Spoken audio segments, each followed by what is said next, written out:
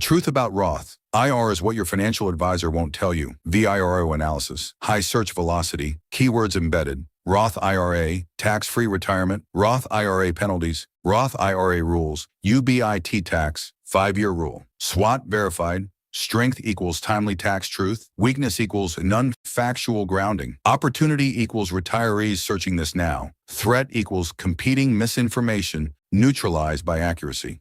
You've been told your Roth IRA is tax-free, and for most people, most of the time that's true. But there are two specific situations where the IRS reaches right into your Roth IRA, pulls out a chunk of your money, and hands you a tax bill you never saw coming. And the people this hits hardest? They're not careless. They're not uninformed. They are smart, disciplined savers who did everything right for decades and still got blindsided. Today, I'm going to show you exactly what those two situations are, who they affect, and what you need to do before you ever touch your Roth in retirement. Stay with me, because the second rule I cover is the one that's catching the most people off guard right now, and most financial advisors are not talking about it. Chapter 1, the Roth IRA promise and its fine print. Let's start with what you were promised. When you open a Roth IRA, you contribute money that has already been taxed. That's the deal. You pay taxes now, your money grows tax-free, and when you pull it out in retirement, you pay zero taxes. No required minimum distributions during your lifetime. No income tax on withdrawals. It sounds perfect. And the promise is real, but it comes with conditions that are buried in the fine print of the tax code, and almost nobody reads the fine print. Here's the version of the Roth story most people know. You contribute, you invest, it grows for 30 years. You retire, you withdraw tax-free. Done. Here's the version the IRS actually enforces. You contribute after-tax money. Your investments grow tax-free unless they generate a specific type of income called unrelated business taxable income. You withdraw tax-free unless you violate the 5-year rule. 2 exceptions, 2 traps, both completely legal, both completely avoidable if you know they exist. We're going to walk through both of them using a real-world example. I'll call our example investor Monica because I'm a big fan of the TV show Friends, and Monica is someone who does everything right, works incredibly hard, and still ends up stressed out at the dinner table. Sounds about right for a surprise tax bill. Chapter 2, Rule 1, the 5-year rule and why it's more complicated than you think. Monica is 58 years old. She's been contributing to her Roth IRA since she was 35. She's heard that once you're 59 and a half, your Roth withdrawals are completely tax-free. So she waits, she turns 60, she opens the account and starts taking distributions. She's fine, right? Yes, in her case. But change one detail and the entire outcome changes. Say Monica opened her Roth IRA at age 57, just 3 years ago. She's 60 now, she's over 59 and a half, but she hasn't met the 5-year rule. And here's where most people get tripped up. The 5-year rule is not about how long you've had a Roth IRA. It's about when you made your first contribution to any Roth IRA. That 5-year clock starts on January 1st of the tax year for which you made your first Roth IRA contribution ever. So if Monica contributed to a Roth IRA for the first time in 2021, her 5-year clock started January 1st, 2021 and ends January 1st, 2026. If she takes earnings out before that date, even at age 65, those earnings are taxable, and they may come with a 10% penalty on top. Now here's the part that almost nobody explains clearly. There are actually 2 separate 5-year rules for Roth IRAs. The first one governs your original Roth IRA contributions and earnings. That's what we just covered. The second one governs Roth conversions, and that one resets every single time you do a conversion. If Monica takes money she had in a traditional IRA, converts it to a Roth IRA, and then tries to withdraw that converted amount within 5 years. Even if she's over 59 and a half, she may owe a 10% penalty on the converted amount. Every conversion has its own independent 5-year clock. This matters enormously for anyone doing Roth conversion ladders, which is a popular retirement strategy where you convert a little bit each year to manage your tax bracket. The ladder works beautifully if you plan it 5 years in advance. If you try to access that converted money too soon, you get hit. The fix for Monica and for you is simple. Know when your 5-year clock started, plan your withdrawals around it, and if you're doing conversions, map out the timeline for each one before you need to touch the money. Chapter 3, Rule 2, UBIT, the tax nobody talks about. This is the rule that is catching investors off guard right now. And it's the one I promised you at the top of the video. Most people know that a Roth IRA can hold stocks, bonds, mutual funds, and ETFs.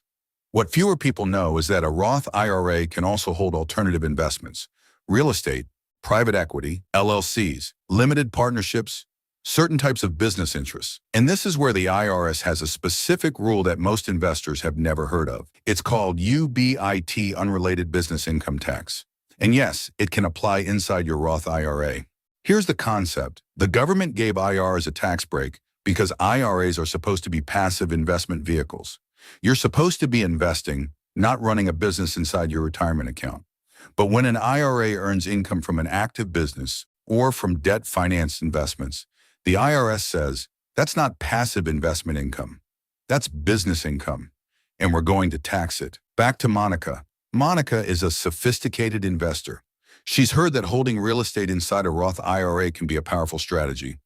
She finds a rental property, buys it inside her Roth IRA using a self-directed IRA custodian, and takes out a non-recourse mortgage to finance part of the purchase. The property generates rental income. She expects that rental income to be tax-free inside the Roth, but because she used debt to finance the property, that mortgage a portion of the rental income is now considered debt-financed income. And debt-financed income inside an IRA is subject to UBIT. The Roth IRA itself becomes the taxpayer. It files a tax return form 990-T, and it pays tax on that income at trust tax rates, which are among the highest in the tax code. The tax-free nature of the Roth does not protect income that triggers UBIT. The same thing can happen if your Roth IRA invests in a master limited partnership common in energy investments or a limited liability company that operates an active business. If that entity generates business income, your Roth IRA's share of that income may be subject to UBIT regardless of the fact that it's sitting inside a tax-advantaged account. UBIT kicks in when two conditions are met. First, the income comes from a trade or a business regularly carried on. Second, that business is unrelated to the IRA's exempt purpose as a retirement savings vehicle. When both boxes are checked, you owe tax. The threshold where UBIT actually kicks in and requires a return is $1,000 of gross unrelated business income. Below that, no return required. Above it, your Roth IRA owes taxes. The fix for Monica. If she wants to hold real estate in her Roth IRA, she should pay cash, no mortgage, no debt financing, so the income is genuinely passive and UBIT doesn't apply. Or she should hold her real estate investments outside the Roth in a taxable account where she has more flexibility and the rules are better understood. Chapter 4. Who is actually at risk? Let's be precise about who these rules affect because not everyone is equally exposed. The 5-year rule primarily affects 3 groups. First, late starters who open their first Roth IRA later in life and may not have met the 5-year clock by the time they retire. Second, anyone doing Roth conversions who wants to access that converted money within 5 years. Third, people who inherit a Roth IRA because the 5-year rule applies to inherited Roths differently depending on your relationship to the original account holder and when the original account was open. UBIT primarily affects people who are using self-directed IRAs to invest in alternative assets, real estate with financing, private equity, LLCs, MLPs, and similar structures. If your Roth IRA holds only publicly traded stocks, ETFs, and mutual funds, UBIT is essentially not a concern for you. But as self-directed IRAs have grown in popularity over the last decade, and as more investors chase yield in private markets, UBIT is becoming a real issue for a growing number of people. The common thread between both rules, they affect people who are being proactive, who are trying to optimize their retirement, and who are sophisticated enough to use advanced strategies. The more you push the edges of what a Roth can do, the more you need to understand where the edges end. Chapter 5, the strategic playbook, what to actually do. Let's make this actionable. Here is the practical playbook. On the 5-year rule, check the date of your first Roth IRA contribution ever, not your most recent one. That is when your clock started. If you're doing Roth conversions, track each conversion separately and map out when each 5-year window closes. If you're planning to retire early before 59 and a half, be especially careful because early withdrawals of earnings before that age and before 5 years are hit with both income tax and the 10% penalty. Roth contributions, not earnings, can always be withdrawn tax and penalty free at any time. Only the earnings are restricted. On UBIT, if you have or are considering a self-directed IRA, ask your custodian directly whether any of your holdings could generate unrelated business taxable income. Get that answer in writing. If you're investing in partnerships or LLCs through your IRA, request a Schedule K-1 each year and check line 20V. That's where UBIT relevant income is reported. If your IRA does owe UBIT, it files Form 990-T and pays the tax directly from the account. The tax reduces the value of your Roth, which compounds negatively over time, which is exactly why avoiding it matters. The bottom line strategy: keep your Roth IRA clean. Use it for your highest growth long-term holdings, index funds, growth stocks, assets you won't touch for decades. Keep alternative, debt-financed, or business income-generating investments outside the Roth where the tax treatment is more predictable.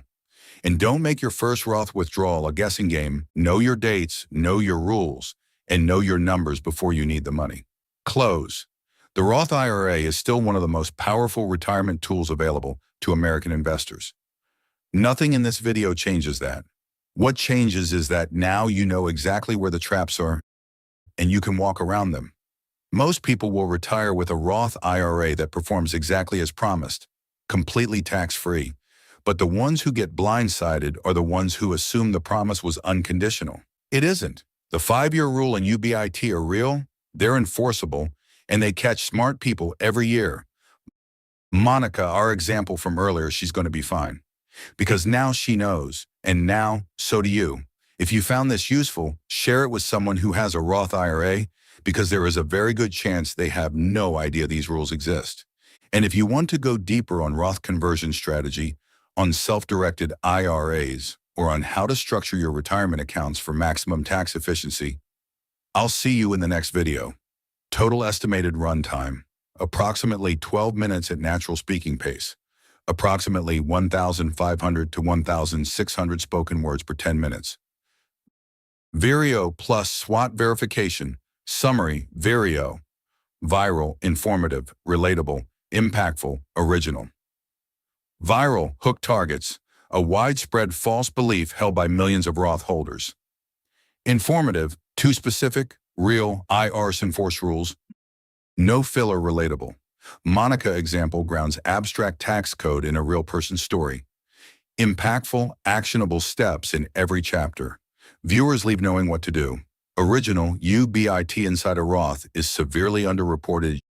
Genuine information gap. SWOT, strength. Factually accurate, specific, no fluff. Legally grounded. Weakness, complex topic, mitigated by plain language. And running example, opportunity. Roth IRA rules.